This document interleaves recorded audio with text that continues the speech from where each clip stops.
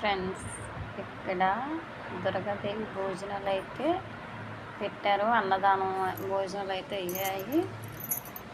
So అది ఎక్కడంటారా, విశాఖపట్నం. మా పిల్లలైతే దసరా హాలిడేస్కి అయితే వచ్చారు వైజాగ్.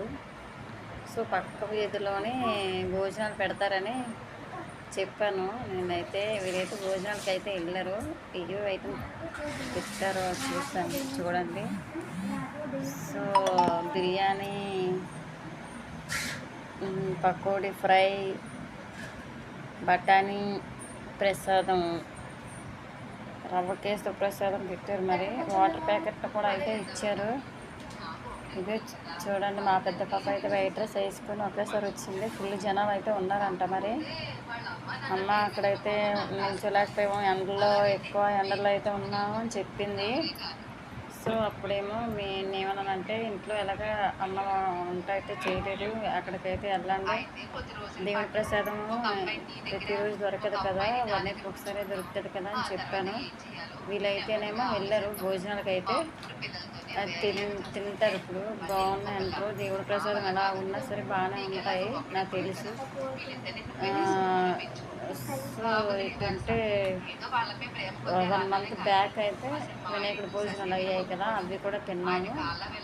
ఎక్కడ తిన్నామంటే గాజువాకలో జగదమ్మ, అక్కడ అలాగే తిన్నాం.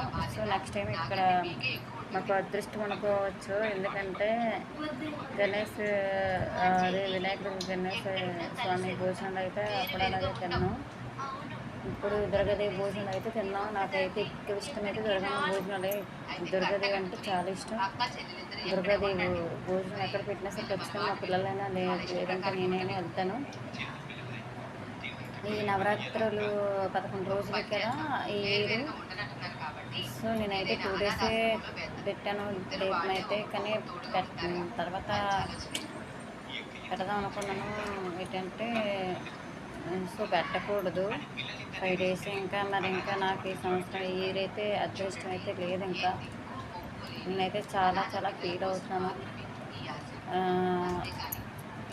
నేను చాలా అయితే మిస్ అయ్యాను దేవుడి భోజనానికి అయితే. సో నవరాత్రికి కూడా చాలా మిస్ అయ్యాను.